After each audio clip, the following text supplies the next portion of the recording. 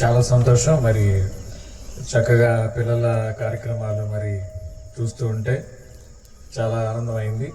చిన్ననాటి నుంచి వారు అనేకమైన తలాంతులతో దేవుని యొక్క పరిచయలో వాడబడటం చాలా సంతోషం. దాంతోపాటుగా ఇందాక పంచుకున్నటువంటి యొక్క యాన్యువల్ రిపోర్ట్ కూడా చాలా ఆసక్తికరంగా ఉంది. కేవలం మరి ఈ చర్చ్ మినిస్ట్రీ మటుకే కాదు, కానీ దేవుని యొక్క ప్రేరేపణతో, దేవుని యొక్క దర్శనంతో మరి అనేకమైన రీతులుగా దేవుని యొక్క పరిచయాన్ని మనం చేయగలం, అనేకులకు ఆశీర్వాదకరంగా ఉండగలం అనేటువంటి విషయాలు కూడా గ్రహించడం జరిగింది. ఎస్పెషలీ ఆమ్నిషియన్స్ స్పోకెన్ ఇంగ్లీష్, మరి అది కూడా క్లాసెస్ నేను కొన్ని వీడియోస్ చూస్తూ ఉన్నాను. మరి దేవుడు అనేకమైనటువంటి తలాంతుల్ని మీ పాస్టర్ గారికి మరి దేవుడు ఇవ్వటం నిజంగా అది ఒక గొప్ప ధన్యత. మరి గొప్ప భారంతో ఈ క్లాసెస్ని మరి కండక్ట్ చేస్తున్నారు. కొన్ని కాన్వర్జేషన్ వీడియోస్ని కొన్ని వాటిని మరి చూసినప్పుడు నిజంగా ఆశ్చర్యం కలిగింది. ఎందుకంటే లాస్ట్ వీక్ మా పిల్లల్ని పిక్నిక్ తీసుకెళ్ళాం. అక్కడికి వేరే స్కూల్ నుంచి కూడా వచ్చారు. మంచి ఏసీ బస్సులు ఎక్కి వచ్చారు పిల్లలు. దాదాపు ₹1,00,000 ఫీజు ఉండుంటుందేమో ఆ స్కూల్కి. సో వాళ్ళ టీచర్స్ని గమనిస్తాను పిల్లలు బాగా మాట్లాడుతున్నారు, కానీ అక్కడ టీచర్స్ చాలా తప్పులు మాట్లాడుతున్నారు ఇంగ్లీష్. నాకు ఆశ్చర్యం వేసింది. కానీ ఒక పేరెంట్ కనుక ఇన్ని డబ్బులు ఖర్చు పెట్టి ఆ టీచర్స్ కాన్వర్సేషన్ వింటే గ్యారంటీ వాళ్ళు క్వశ్చన్ చేస్తారు.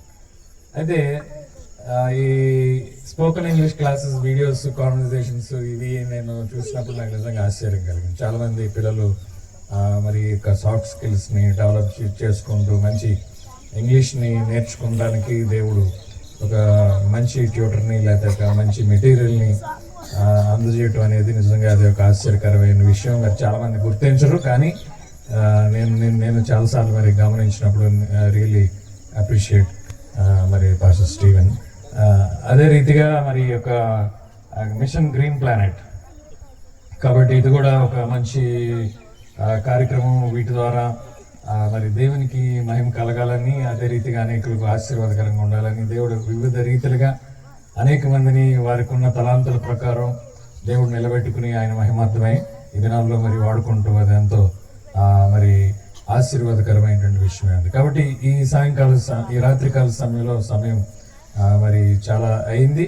చాలా మందికి మరి చలి ప్రభావం ఉంది. క్లుప్తంగా దేవుని యొక్క వాక్యాన్ని మనం ధ్యానిద్దాం. దేవుని యొక్క వాక్యంలో నుంచి మత్తయి సువార్త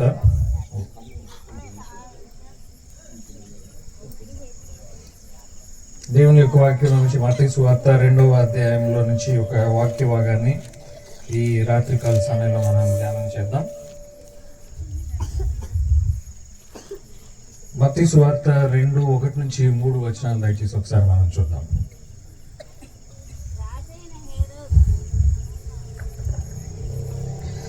రాజైన హేరోదు దినములందు యూదయ దేశపు బెత్లెహేములో యేసు పుట్టిన పిమ్మట, ఇదిగో తూర్పు దేశపు జ్ఞానం యెరూషలేమునకు వచ్చి, యూదుల రాజుగా పుట్టినవాడు ఎక్కడున్నాడు? తూర్పు దిక్కున మేము ఆయన నక్షత్రమును చూచి ఆయన పూజింపవచ్చుమని చెప్పిరి. చాలండి, చిన్న ప్రార్థన చేసుకుందాం. పరిశుద్ధుడా, మహోన్నతుడా, నీ నామానికి స్తోత్రాలు చెల్లిస్తూ ఉన్నాం. ఈ రాత్రికాల సమయంలో ఈ క్రిస్మస్ సందేశాన్ని మేము వినిచుండగా మా హృదయాల్ని సిద్ధపరచండి. దేవ, మాట్లాడుచున్నది నేను కాదు, ఆయన పరిశుద్ధాత్మ దేవ అయిపోయిన అపాత్ర నన్ను కరుణించి రక్తంతో కడిగి పవిత్రపరిచి నీ నోటి బోరుగా నిలబెట్టి వాడుకుని మీరే మహిమ పొందమని, ఈ సమయాన్ని దీవించి ఆశీర్వదించమని యేసు నామములో అడిగి వేడుకొనుచున్నాం మా తండ్రి, ఆమేన్.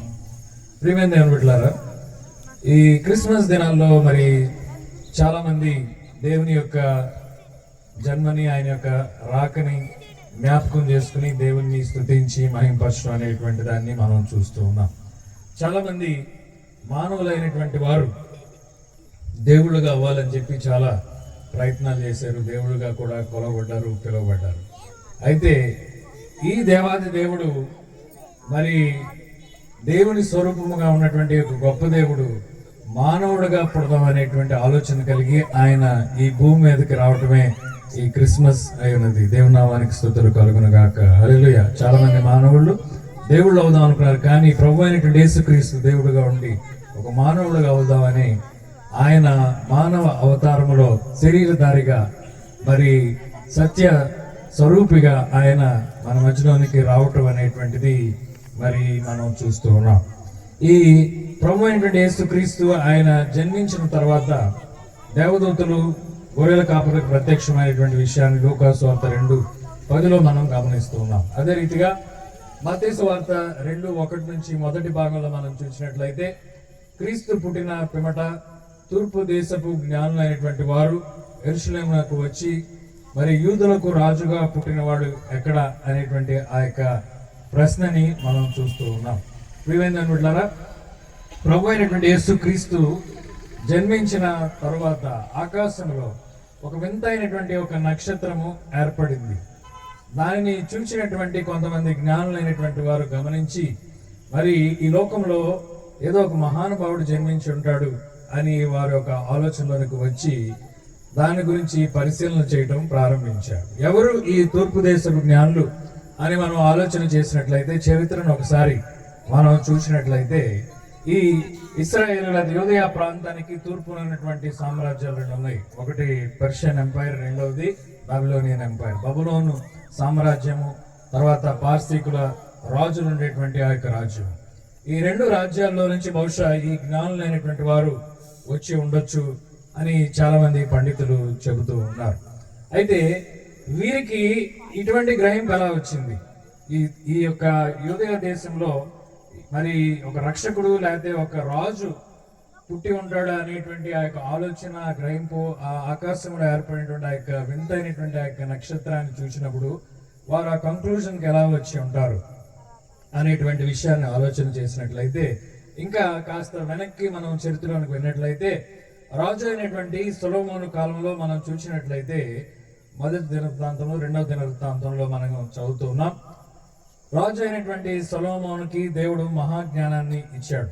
జ్ఞానంతో పాటు సకల ఐశ్వర్యాలని, అనేకమైనటువంటి తలాంతుల్ని, మరి గొప్ప స్థితిని, గొప్ప పేరుని దేవుడు రాజు అయినటువంటి సొలొమోనుకు అనుగ్రహించాడు. కాబట్టి ఈ సొలొమోను చేతుల మీదుగా ఒక గొప్ప దేవాలయాన్ని నిర్మించడం కోసం దేవుడు అనుమతించినట్లుగా మనం చూస్తూ ఉన్నాం.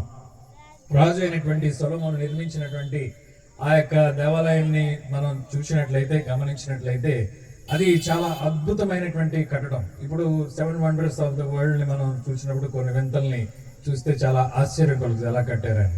ఇప్పుడు ఆ దేవాలయం లేదు, కానీ అది the first wonder of the world అయి ఉండొచ్చు. ఎందుకంటే అది మరి జ్ఞానముతో మరి ప్లానింగ్ చేయబడింది.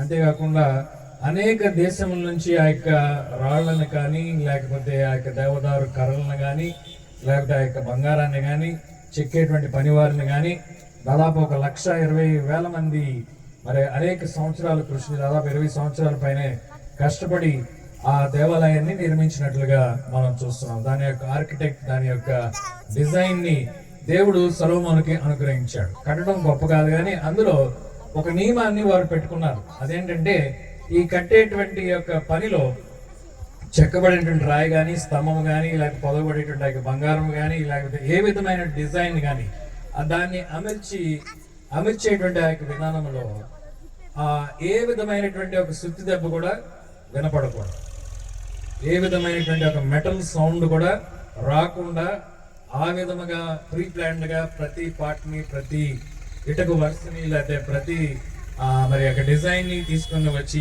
చేయాలి. కాబట్టి అది చాలా గొప్ప బృహత్తరమైనటువంటి పని. కట్టడం ఒక పని అయితే, కట్టేటప్పుడు ఆ యొక్క దేవాలయం కట్టబడేటువంటి ఆ యొక్క ప్రాంతంలో ఒక సుత్తి దెబ్బ కూడా వినపడకూడదు. అంటే ఎంత ప్లాన్డ్ గా, ఎంత మరి ఒక ఆ ప్రాజెక్ట్ ని మరి డిజైన్ చేయడం అనేటువంటి చూస్తే ఆశ్చర్యం కలదు. అంటే ఆ చెక్కబడినటువంటి రాయి ఆ కార్నర్ లో పెట్టాలి, అది సెట్ కాకపోతే దాన్ని చెక్కే పరిస్థితి ఉండకూడదు. దాన్ని తీసి మళ్ళీ పక్కన పెట్టడం, మళ్ళీ ఇంకో దాన్ని తీసుకొచ్చి పెట్టడం. కాబట్టి అంత విధానంతో, అంత జ్ఞానంతో, అంత పరిజ్ఞానంతో రాజు అయినటువంటి సొలొమోను దేవునికి ఒక గొప్ప దేవాలయాన్ని ఆ దినాల్లో కట్టాడు. దానికి వాడినటువంటి బంగారం దాదాపు 22 టన్నుల బంగారం వాడినట్లుగా మనం చదువుతూ ఉన్నాం. అయితే ఈ దేవాలయం కట్టబడిన తర్వాత రాజు అయినటువంటి సొలొమోను యొక్క పేరు, ప్రఖ్యాతి ప్రపంచం అంతా వ్యాప్తి చెందింది. అంతేకాకుండా ఈ సొలొమోను దేవాలయంలో ఉన్నటువంటి ఆ యొక్క గొప్ప ట్రెజర్ ఎక్కడ లేదు, చుట్టుపక్కల ఏ దేశాలు లేదు. అందుకనే మనం చూసినట్లయితే చుట్టుపక్కల దేశాలకు ఉన్నటువంటి ఆ యొక్క సామ్రాజ్యాలు వాళ్ళందరూ మరి ఈ సొలొమోను యొక్క దేవాలయం మీద టార్గెట్ చేశారు. మరి ప్రాముఖ్యంగా నెబుకద్నెజర్ రాజు బబులోను సామ్రాజ్యం నుంచి ఎప్పటికైనా ఆ దేవాలయాన్ని పడగొట్టాలి, అందులో ఉన్నటువంటి ఆభరణాలని, అందులో ఉన్నటువంటి ట్రెజర్ అంతా తీసుకుని వెళ్ళిపోవాలని చెప్పి మనం చూస్తే దినవృత్తాంతముల గ్రంథంలో ఈ చరిత్రలో ఉన్నటువంటి ఆ యొక్క విషయాల్ని మనం చూస్తున్నాం. ఫస్ట్ బాబిలోనియన్ క్యాప్టివిటీ, తర్వాత సెకండ్ బాబిలోనియన్ క్యాప్టివిటీలో మొత్తం దేవాలయాన్ని ధ్వంసం చేశాడు. అక్కడ ఉన్నటువంటి నిధులన్నింటినీ తీసుకుని వెళ్ళిపోయాడు. అనేక మందిని చెరగొని పోయినట్లుగా మనం గమనిస్తున్నాం. కాబట్టి ఇశ్రాయేలు అందరూ బబులోను చెరలో చాలా సంవత్సరములు ఉండిపోయారు. ఉండిపోయిన తర్వాత ఎజ్రా నెహెమ్యా కాలంలో మరలా వచ్చి పడిపోయినటువంటి ప్రాకారాలని, పడిపోయినటువంటి సమస్తాన్ని, ఆ యొక్క సిటీని కట్టడం ప్రారంభించి కొంతమంది తిరిగి వారి దేశానికి, వారి ప్రాంతానికి వచ్చారు. ఇంకా కొంతమంది ఆ బబులోను సామ్రాజ్యంలోనే ఉండిపోయారు. ఆ ఉండిపోయినటువంటి కొంతమంది మిక్స్ అయిపోయినటువంటి ఆ యొక్క యూదులైనటువంటి వారు లేదా బబులోనియన్స్ అంతా కలిసినటువంటి ఆ యొక్క స్థితిలో ఈ బబులోను దేశంలో ఉన్నటువంటి జ్ఞానులైనటువంటి వారు, లేకపోతే వారు ఇక్కడ వీళ్ళతో ఉన్నటువంటి ఆ యొక్క ఇంటరాక్షన్స్ తో వారు మరి యొక్క సత్యాన్వేషణలో ఉండి మరి దేవుని గురించి తెలుసుకోవాలనేటువంటి ఆ యొక్క ఆలోచన కలిగి యూదయ ధర్మశాస్త్రంలో ఉన్నటువంటి ప్రవచనాలను కూడా వారు చదివారు, యూదుల దగ్గర నుంచి తెలుసుకున్నారు. యూదులు ఏ రీతిగా మెస్సే వస్తాడని చెప్పి నమ్మారు, వారు కూడా నమ్మటం ప్రారంభించారు. కాబట్టి వారు కూడా నిజదేవుణ్ణి వెతికేటువంటి ఆ యొక్క పరిస్థితిలో, సత్యాన్ని గ్రహిద్దాం అనేటువంటి ఆ యొక్క పరిస్థితిలో ఉన్నప్పుడు దేవుడు వారికి అర్థమయ్యేటువంటి ఆ భాషలో వారికి ప్రత్యక్షమైనట్లుగా ఆ వింతైనటువంటి ఆ యొక్క నక్షత్రము ద్వారా వారితో మాట్లాడి వారిని యేసయ్య వద్దకు నడిపించినట్లుగా మనం అర్థం చేసుకోగలుగుతూ ఉన్నాం. ప్రియమైన బిడ్డలారా, ఎవరైతే దేవుణ్ణి వెతుకుతారో వారికి దేవుడు దొరుకుతాడు. అడుగుడి తీయబడును, వెతుకుడి దొరుకును, తట్టుడి తీయబడును అని చెప్పి యేసయ్య కూడా ఈ మాట సెలవిచ్చి ఉన్నాడు. ప్రియమైన బిడ్డలారా, ఆ రీతిగా మరి జ్ఞానులైనటువంటి వారికి ఇటువంటి అవగాహన కలిగి వారు మరి దేవుని యందు మరి నమ్మిక ఉంచి వారు తమ యొక్క ప్రయాణంలో ముందుకి సాగినట్లుగా మనం చూస్తూ ఉన్నాం. ఇంకో విషయాన్ని మనం ఆలోచన చేసినట్లయితే ఈ మత్తయి సువార్త 2వ అధ్యాయము మధ్య భాగానికి మనం వచ్చినప్పుడు ఈ జ్ఞానులు తెచ్చినటువంటి యొక్క కానుకల్ని కూడా మనం గమనించినట్లయితే ఏ విధమైనటువంటి ఇన్విటేషన్ లేకుండా, ఏ విధమైనటువంటి సమాచారం లేకుండా ఎలాగో వారు ఈ కానుకల్ని సిద్ధపరిచారు, ఎలాగ ప్రభువుని బంగారము ద్వారా, సాంబ్రాణి ద్వారా, బోళము ద్వారా ఆరాధించాలి ఈ యొక్క రాజుని అని చెప్పి అటువంటి గ్రహింపు వారికి వచ్చిందంటే వారు కూడా మరి యూదుల దగ్గర నుంచి కొన్ని ప్రవచనాలు తెలుసుకున్నారు. కాబట్టి పుట్టబోయేటువంటి వ్యక్తి లోక రక్షకుడని, ఆయన మరి రక్షించే దేవుడని, ఆరాధనకు యోగ్యుడని వారు గ్రహించి అటువంటి గ్రహింపుతో ముందుగానే ఈ కానుకల్ని సిద్ధపరచుకుని వారు ప్రయాణమై ఈ యూదయ దేశంలో ఉన్నటువంటి ఆ యొక్క యెరూషలేం వరకు వచ్చినట్లుగా మనం మత్తయి సువార్త 2వ అధ్యాయం 1వ భాగంలో మనం చదువుతూ ఉన్నాం. ప్రియమైన బిడ్డలారా, వారు ఈ నక్షత్రాన్ని నమ్మారు. దేవుడు ఒక డివైన్ మెసేజ్ ని ఈ నక్షత్రం ద్వారా మనకి ఇచ్చాడని నమ్మారు. అంతేకాకుండా దేవుని యొక్క నడిపింపులోనే వారు నడుచుకుంటూ దగ్గరకు వచ్చారు. దినాల్లో మనం చూసినట్లయితే ఒక ప్రాంతానికి, లేకపోతే మనం ఎవరిని ఇన్వైట్ చేస్తే వారి యొక్క గృహానికో, లేకపోతే ఆ యొక్క ఫంక్షన్ ప్లేస్కో, లేకపోతే ఆ స్థలానికో వెళ్ళాలంటే ఈ దినం చాలా ఈజీ అయిపోయింది. గూగుల్ మ్యాప్స్ లో ఏమంటున్నాం, ఫోన్ చేసి లొకేషన్ పెట్టాయంటున్నాం, లొకేషన్ పెట్టమంటున్నాం, దాన్ని మరి ఆన్ చేస్తున్నాం, ఆ లొకేషన్ ప్రకారం మనం ఫాలో అయిపోతాం. అయితే చివరికి వచ్చేపాటికి కొంత కన్ఫ్యూజన్ ఉంటుంది. దగ్గరికి వచ్చేపాటికి మరలా మనం ఆ యొక్క ఫోన్ చూసి అటు ఇటు కంగారు పడతా ఉంటాం. ఒకవైపు డ్రైవింగ్ చేస్తూ ఉంటాం, కొంతమంది ఆ లొకేషన్ కోసం ఇటా లెఫ్టా రైటా అనేటువంటి డైరెక్షన్ దగ్గరికి వచ్చేపాటికి కొంత డౌట్ వస్తుంది. డౌట్ వచ్చి ఒక్కోసారి మిస్ అవుతాం. మిస్ అయితే మరలా కొంత దూరం వెళ్ళినాక మళ్ళీ యూటర్న్ అని చెప్పి మన ఫోన్లో వాడేటువంటి గూగుల్ మ్యాప్స్ లో మనం చూస్తున్నాం. అయితే ఇక్కడ కూడా జ్ఞానులైనటువంటి వారు ఏ విధమైనటువంటి లొకేషన్ అనేటువంటిది ఇవ్వబడలేదు, కానీ కేవలము దేవుని యొక్క నడిపింపుతో, దేవుడు ఇచ్చినటువంటి ఆ యొక్క అవగాహనతో, దేవుని నమ్మటంతో వారు ఆ నక్షత్రాన్ని వెంబడించి ఎక్కడి వరకు వచ్చారు అని మనం చూస్తే మత్తయి సువార్త 1:3లో ఆ యెరూషలేము పట్టణం వరకు వచ్చి అక్కడ ఆగిపోయినట్లుగా మనం అర్థం చేసుకుంటూ ఉన్నాం. ప్రియమైన బిడ్డలారా, యెరూషలేము పట్టణం మహాపట్టణం, ప్రాకారములు కలిగినటువంటి ఒక పట్టణం, లోపల ఉన్నటువంటి ఆ యొక్క ప్యాలెస్ ని, లోపల ఉన్నటువంటి ఆ యొక్క ఆర్పాటాన్ని, లోపల ఉన్నటువంటి లేదా కనబడేటువంటి ఆ యొక్క పట్టణాన్ని చూసినప్పుడు వారు వెంటనే అక్కడ ఆగిపోయి ఈ లోక రక్షకులు లేదా యూదులకు రాజుగా పుట్టినటువంటి వాడు ఈ యొక్క మహాపట్టణములో, ఈ ముఖ్య నగరంలో, రాజు భవంతులో జన్మించి ఉంటాడు అని వారు ఆ నక్షత్రం యొక్క ఆ యొక్క గైడెన్స్ నుంచి, నక్షత్రం యొక్క నడిపింపు నుంచి వారు కాస్త సొంత ఆలోచనతో ఆ హేరోదు రాజు యొద్దకు నడిపించబడినట్లుగా మనం చదువుతున్నాం. ప్రియమైన ఈ దినాల్లో కూడా చాలా మందిని మనం చూసినట్లయితే మానవుని యొక్క సహజమైనటువంటి స్వభావాన్ని బట్టి మనం ఆలోచన చేసినట్లయితే చాలా మంది ఎక్కడైతే హంగు ఉంటుందో, ఎక్కడైతే ఆర్భాటం ఉంటుందో, ఎక్కడైతే గొప్ప గొప్పగా ఆ విషయాలు కనబడతాయో అక్కడికి ప్రజలు ఆకర్షితులై మరి అక్కడికే వెళ్తున్నారు. మరి దేవుని సన్నిధి విషయంలో కూడా మనం చూసినట్లయితే ఎక్కడైతే హడావుడి ఉంటుందో, ఎక్కడైతే గొప్ప గొప్ప లైటింగ్స్ ఉంటాయో, ఎక్కడైతే మరి గొప్పగా ఆర్భాటంగా మరి కనబడుతూ ఉంటుందో అక్కడికే జనులు మరి ఆకర్షితులు అవుతున్నారు. కానీ ఎక్కడైతే దేవుని సన్నిధి ఉంటుందో, ఎక్కడైతే ఒక దేవుని సేవకుడు ఉండి మరి దేవుని సన్నిధిలో మరి మొరపెడతాడో, ఎక్కడైతే నిజమైనటువంటి దేవుని యొక్క వాక్యము మరి అందించబడుతుందో, ఎక్కడైతే మరి ఒక యథార్థమైనటువంటి ఒక దైవజనుడు ఉంటాడో, దేని స్థితిలో ఉన్నప్పటికీ అక్కడికి జనులు ఆకర్షించబడడం లేదు. కానీ మనం చూసినట్లయితే ఈ జ్ఞానులైనటువంటి వారు చివరి వరకు దేవుని యొక్క నడిపింపులో ఉన్నటువంటి వారు చివరికి ఆ యొక్క ఆర్భాటాన్ని, ఆ యొక్క ప్యాలెసెస్ ని, లేకపోతే ఆ యొక్క హంగుని, ఆ యొక్క విధానాన్ని చూచి ఎలా వారు మండిపోయారు. ఈ దినాల్లో కూడా నిజమైనటువంటి దేవుని సన్నిధిలో నుంచి చాలా మంది ఈ యొక్క ఆకర్షణల వైపు, లేకపోతే యొక్క ఆర్భాటాల వైపు మళ్ళుతున్నట్లుగా మనం చూస్తున్నాం. ప్రియమైన బిడ్డలారా, ఇక్కడ ఈ జ్ఞానులైనటువంటి వారు ఆ రీతిగా వారు హేరోదు యొక్క ఆస్థానంలోనికి వెళ్ళి అక్కడ అడుగుతున్నారు ఈ యొక్క ప్రశ్నని. 3వ మరి వచనంలో మనం చూసినట్లయితే, యూదులకు రాజుగా పుట్టినవాడు ఎక్కడ ఉన్నాడు అని ప్రశ్నించారు. వెంటనే హేరోదు రాజు హృదయంలో కలవరం పుట్టుకుంది. ఎందుకంటే హేరోదు రాజు గురించి మనం చూసినట్లయితే తన ఆ పదవిలోనికి రావడం కోసం నరహత్య కూడా చేశాడు, తన సొంత వారిని చంపేశాడు. కాబట్టి ఏదో ఒక రీతిగా రాజుగా నేను ఉండాలని చెప్పి ప్రయాసపడ్డాడు, తనకు ఉన్నటువంటి ఆ యొక్క రాజకీయాలంతా వాడాడు. ఆ రీతిగా ఆ హేరోదు ఆ ప్రావిన్స్ కి ఒక రాజుగా మరి ఏలుబడి చేయించినట్టు ఆ యొక్క సమయంలో ఇంకెవరు నాకు ఎదురు లేరు, నా యొక్క సీట్ని ఎవరు కాజేసే వాళ్ళు లేరు అనుకునేటువంటి ఆ యొక్క పరిస్థితిలో ప్రియమైన బిడ్డలారా, హఠాత్తుగా ఒక వార్త విన్నాడు. యూదులకు రాజుగా పుట్టినవాడు ఎక్కడ ఉన్నాడు అని జ్ఞానులైనటువంటి వారు, పరాయి దేశస్థులు, అనుమగలిగినటువంటి వారు వచ్చి అడుగుతుంటే కంగారు పుట్టుకుంది. నేను రాజుగా ఉంటే మరొక రాజు పుట్టడం ఏంటి అని. అవును ప్రియమైన బిడ్డలారా, యేసయ్య రాజులకు రాజు, ప్రభువులకు ప్రభువు. దేవుని నామానికి స్తుతులు కలుగును గాక. హల్లెలూయా, హల్లెలూయా. కాబట్టి ఆయన రాజ్యం వేరు. ఆయన రాజ్యం ఆత్మ సంబంధమైనటువంటి రాజ్యం, ఇహలోక సంబంధమైనటువంటి రాజ్యాన్ని ఆయన స్థాపించడం కోసం రాలేదు. కానీ పరలోక రాజ్యాన్ని, దేవుని రాజ్యాన్ని ఈ భూమి మీద స్థాపించడానికి యేసయ్య వచ్చినట్లుగా దేవుని యొక్క వాక్యంలో మనం చూస్తూ ఉన్నాం. ప్రియమైన బిడ్డలారా, ఆయన రాజ్యంలో నీతి ఉన్నది, ఆయన రాజ్యంలో యథార్థత ఉన్నది, ఆయన రాజ్యంలో శాంతి ఉన్నది, ఆయన రాజ్యంలో సమాధానం ఉన్నది, సమానత్వం ఉన్నది.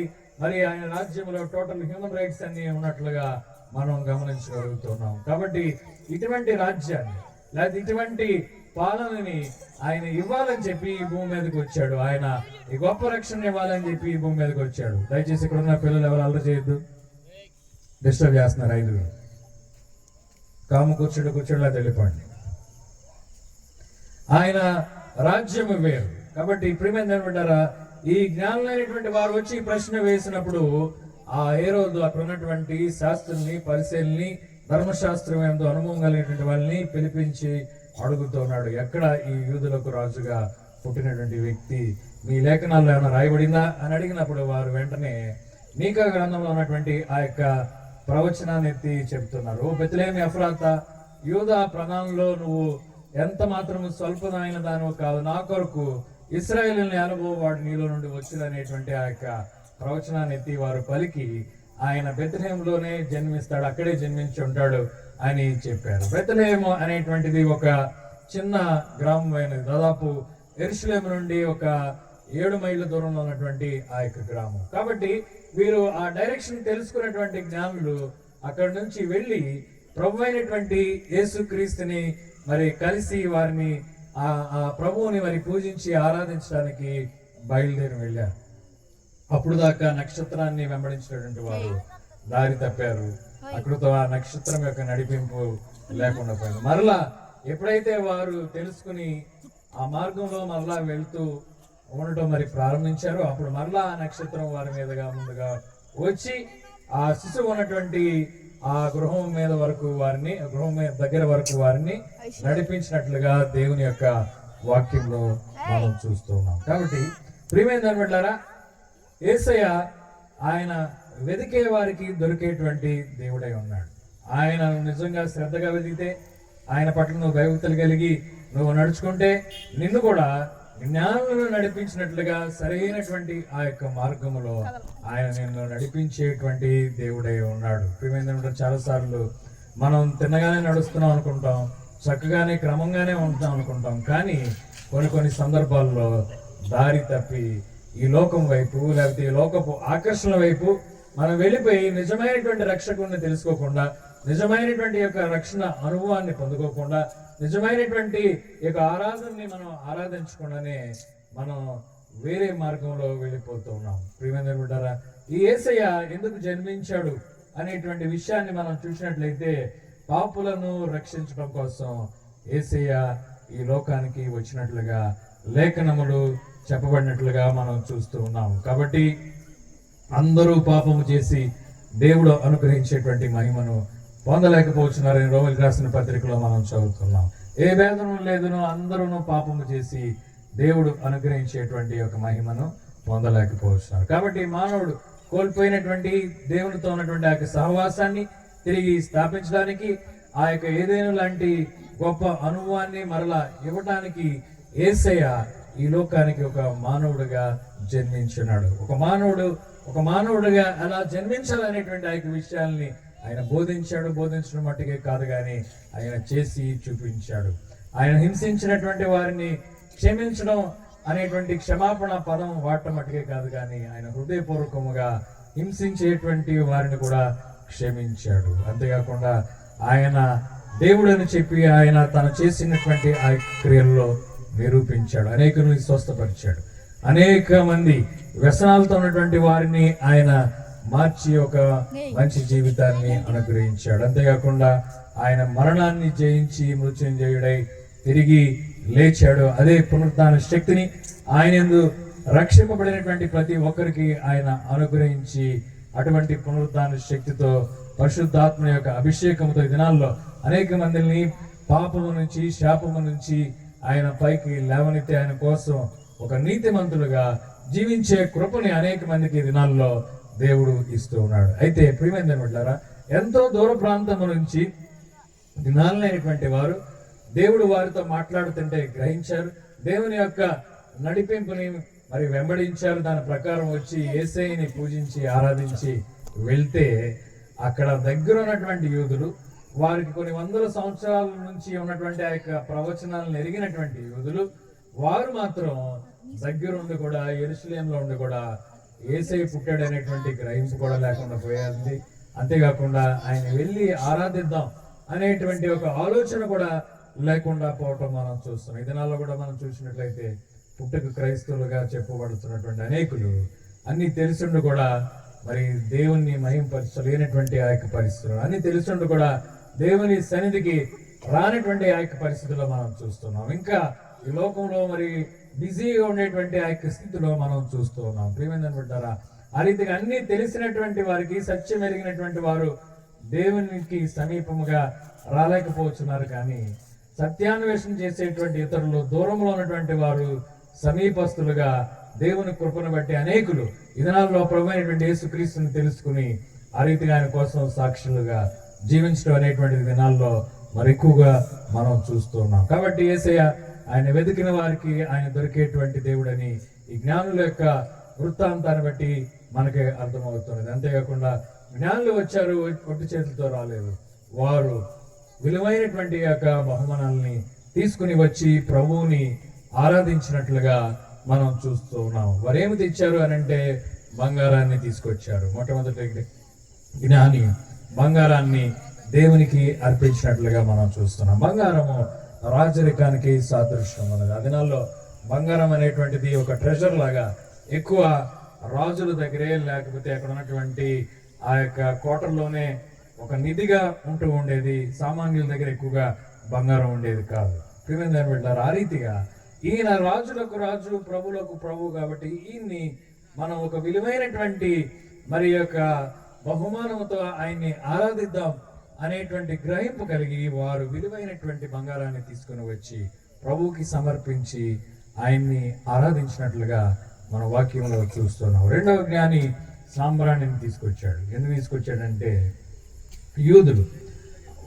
వారి యొక్క ఆరాధనలో మరి ప్రాముఖ్యంగా ప్రత్యక్ష గుడారంలో, పరిశుద్ధ స్థలంలో, అతి పరిశుద్ధ స్థలంలో వారు కొన్నటువంటి ఆ నియమాలు బట్టి అక్కడ సాంబ్రాణిని ధూపములాగా వేసి ప్రభువుని ఆరాధించేటువంటి ఆ అలవాటు ఉన్నది. కాబట్టి దానికి సాదృశ్యముగా ఈ పుట్టినటువంటి యేసయ్య రాజులకు రాజు, ప్రభువులకు ప్రభువు మట్టుకే కాదు, కానీ ఈయన ఆరాధనకు యోగ్యుడైనటువంటి దేవాది దేవుడు అనేటువంటి గ్రహింపుతో మరి సాంబ్రాణిని తీసుకొచ్చి ఆయనకు బహుమానముగా అర్పించి ఆరాధించినట్లుగా మనం చూస్తున్నాం. ప్రియమైన మూడవ కానుకని మనం గమనించినట్లయితే బోళాన్ని తీసుకొచ్చారు. మిర్ర అనేటువంటిది అది ఒక రకమైనటువంటి సుగంధ ద్రవ్యము, అదొక మరి విలువైనటువంటి ఒక ఆయిల్ లాంటిది. దాన్ని ఎప్పుడు ఎక్కడ వాడతారు అని మనం చూస్తే మరి యూదుల ఆచారం ప్రకారం మరి ఒక వ్యక్తి చనిపోయినట్లయితే ఆ దేహానికి చుట్టూ ఆ నారబట్టను కట్టి ఆ బోళాన్ని పూసేటువంటి వారు. ఆ రీతిగా ఆ యొక్క మరి మృతదేహము కొన్ని సంవత్సరాల వరకు కుళ్ళిపోకుండా ఉండే విధముగా ఆ బోళము వాడబడుతుండేది. అయితే ఎందుకు ఆ కానుకని పుట్టినప్పుడు తీసుకొచ్చారు అని మనం ఆలోచన చేస్తే ఈ జ్ఞానులకు ఉన్నటువంటి ఆ గ్రహింపు కేవలము రాజులకు రాజు, ప్రభులకు ప్రభు అయినటువంటి యేసయ్య పుట్టడం మట్టుకే కాదు, కానీ ఆయన ఆరాధనకు యోగ్యుడు, దేవాది దేవుడు అయినటువంటి దేవుడై ఉన్నాడు అనేటువంటి గ్రహం మట్టుకే కాదు, కానీ ఆయన ఈ లోకానికి మరణించడం కోసమే వచ్చాడు, ఆయన తన ప్రాణాన్ని పెట్టడం కోసమే వచ్చాడు అనేటువంటి ఆ యొక్క గ్రహింపుతో ఆయన భూస్థాపితం నిమిత్తమైనటువంటి ఆ యొక్క బోళాన్ని కానుకగా తీసుకురావటాన్ని మనం చూస్తూ ఉన్నాం. ప్రియమైన బిడ్డలారా, నువ్వు నేను చేసినటువంటి ఆ తప్పులకు, ఆ పాపానికి వచ్చేటువంటి శిక్ష, ధర్మశాస్త్రం ఏదైతే శిక్షను విధిస్తుందో ఒక మనిషి చేసినటువంటి ఆ యొక్క తప్పుకి ఆ శిక్ష నువ్వు నేను అనుభవించకుండా యేసయ్య దిగి వచ్చి నీ స్థానంలో, నా స్థానంలో ఆయనే బలవటానికి, తన యొక్క ప్రాణాన్ని అర్పించడానికి, మనం చేసినటువంటి ఆ యొక్క దోషాలని, పాపాలని క్షమించడానికి ఆయన మనందరి పక్షానగా సిలువలో మరణిస్తాడు. మరణించి మృత్యుంజయుడే మూడవ దినాన్న తిరిగి లేస్తాడనేటువంటి ఆ యొక్క గ్రహింపుతో, అటువంటి విశ్వాసముతో, అటువంటి నమ్మకముతో ఈ జ్ఞానులైనటువంటి వారు ఈ మూడు కానుకల్ని సిద్ధపరిచి దూర ప్రయాణమై యేసయ్యని వచ్చి కలుసుకున్నట్లుగా మనం చూస్తున్నాం. ఆయన పూజించి ఆరాధించినట్లుగా మనం చూస్తున్నాం. వారు ఒక మార్గంలో తూర్పు దేశం నుంచి యెరూషలేముకు వచ్చారు. యెరూషలేము నుంచి మరి బెత్లెహేముకు వచ్చారు.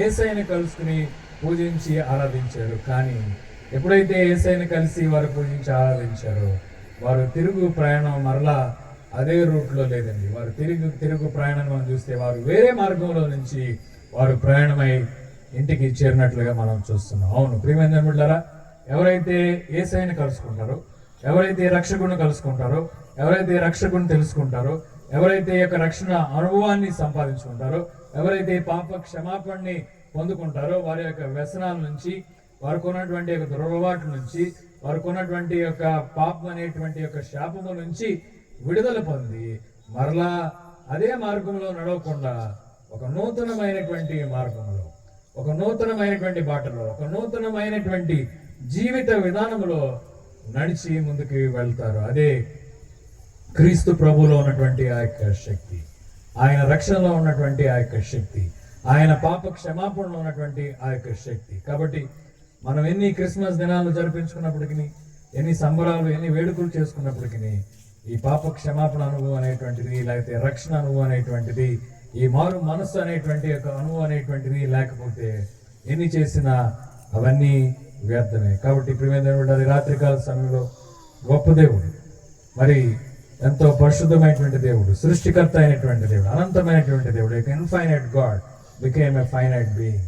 కాబట్టి ఎంత గొప్ప దేవుడు తను తాను తగ్గించుకుని ఈ లోకానికి రావటమే ఆ క్రిస్మస్ అయింది. అందుకే ఫిలిప్పీయులకు రాసిన పత్రిక 2వ అధ్యాయము 5 నుంచి క్రింద భాగంలో మనం చూసినట్లయితే, క్రీస్తు యేసునకు కలిగినటువంటి ఈ మనస్సును మీరు కూడా కలిగి ఉండండి. ఆయన, దయచేసి వాక్యం చదువుతారా? ఫిలిప్పీయులకు రాసిన పత్రిక 2:5 నుంచి మనం చూసినట్లయితే, క్రీస్తు యేసును కలిగినటువంటి ఈ మనసును మీరును కలిగి ఉండి ఆయన దేవుని స్వరూపమై దేవునితో సమానముగా ఉండుట విడిచిపెట్టను కూడని భాగ్యమని ఎంచుకొనలేదు కానీ మనుషుల పోలికగా పుట్టి దాసుని స్వరూపము ధరించి తన్ను తానే రిక్తునిగా చేసుకుని మరియు ఆకారమందు మనుష్యుడుగా కనబడి మరణము పొందనంతగా తను తాను తగ్గించుకొనెను. దేవుని నామానికి స్తుతులు కలుగును గాక. హల్లెలూయా.